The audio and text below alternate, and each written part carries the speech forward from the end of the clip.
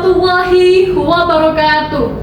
Yang terhormat para dewan juri dan seluruh panitia OBI 2025. Perkenalkan, saya Jihan Atira Kirana dari Mandua, Kota Probolinggo. Halo teman-teman, pernahkah kalian melihat sebuah gunung besar yang dikelilingi lautan pasir?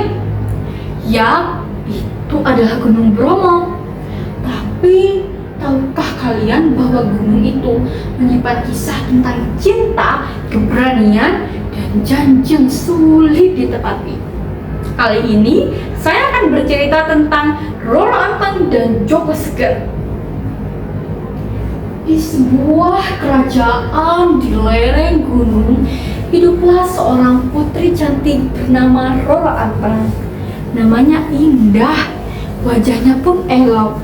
Namun yang lebih memikat adalah hatinya, baik, ramah, dan teguh pendirian. Di desa seberang, hiduplah seorang pemuda bernama Joko Seger. Tubuhnya tegap, senyumnya menenangkan, dan matanya memancarkan keteguhan. Ia bukan bangsawan, tapi keberanian yang melebihi seorang ksatria. Suatu hari, Roro Anteng melihat Joko Seger sedang membantu warga di tengah banjir lahar. Tanpa pikir panjang, Roro pun ikut membantu. "Mari, Seger, biar ku bantu." Joko Seger mengiyakan bantuannya. "Terima kasih, Roro, kau baik seperti yang kudengar." Mereka berdua bekerja sama bagaikan matahari yang mengusir kegelapan. Dari situlah benih cinta mulai tumbuh. Namun ada ingin mengusik kebahagiaan mereka. Seorang raja tamak dari kerajaan tetangga, ia ingin menikahi Roro Anteng. Tentu saja Roro menolak. Tapi raja itu licik. Ia berkata, "Jika kau ingin kubebaskan, kau harus membuat lautan di tengah gunung dalam waktu semalam." Siapa yang bisa? Mustahil. Tapi Roro punya ide. Ia meminta bantuan kepada Joko Seger. "Joko menurutku, aku akan membantumu, Roro. Tapi jika kita berhasil, izinkanlah aku untuk menikahimu." Roro Anteng tersenyum dan setuju. Malam itu, Joko Seger memanggil semua roh penjaga gunung. Dengan kekuatan alam, ia mulai menggali. Tanah bergetar, angin berputar, suara cangkul gaib berpacu melawan waktu. Sedikit lagi. Tapi Roro Anteng khawatir, jika mereka berhasil, mereka akan menikah. Tapi bagaimana nasib rakyat jika menjadi korban dari raja yang tamak itu? Roro Anteng mulai memikirkan rencana. Menjelang fajar, ia membunyikan alu dan lesung. Duk, duk, duk. Suara itu membuat ayam berkokok. Kokoyok. Seluruh penjaga pergi. Mereka mengira matahari terbit lebih cepat. Pekerjaan itu gagal.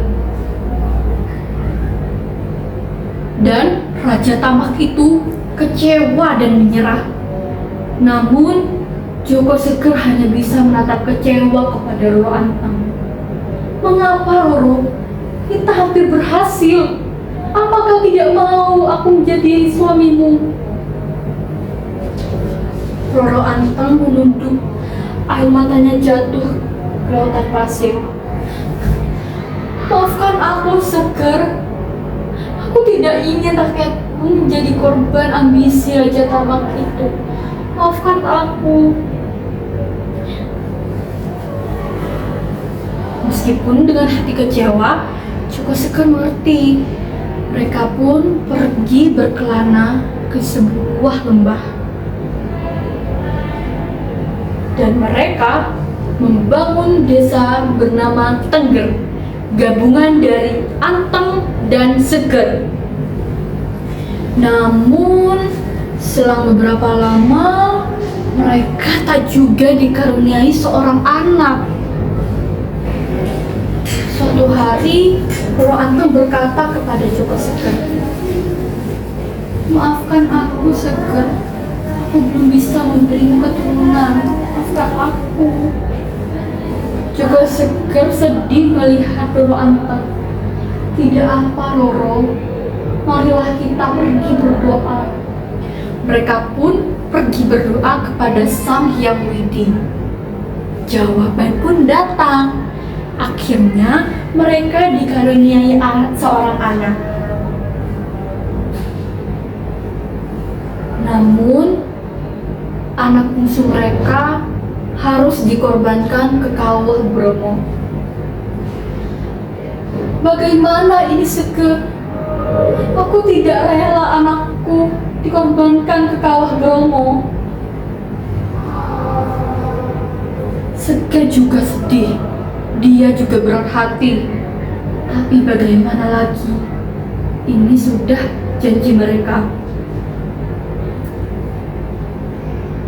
Aku tahu perasaanmu, Roro. Tapi ini janji kita. Kita harus menepatinya. Meskipun dengan berat hati, mereka menepati janji itu.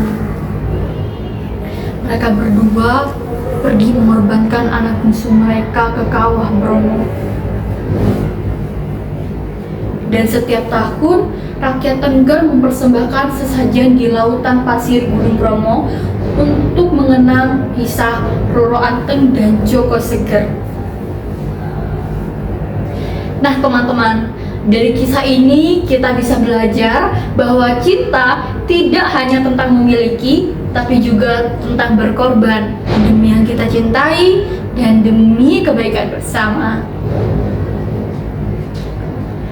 Kisah Roro Anteng dan Joko Seger akan selalu hidup di hati kita dan di angin yang berhembus di Gunung Bromo. Sekian dari saya, kurang lebihnya mohon maaf. Wassalamualaikum warahmatullahi wabarakatuh.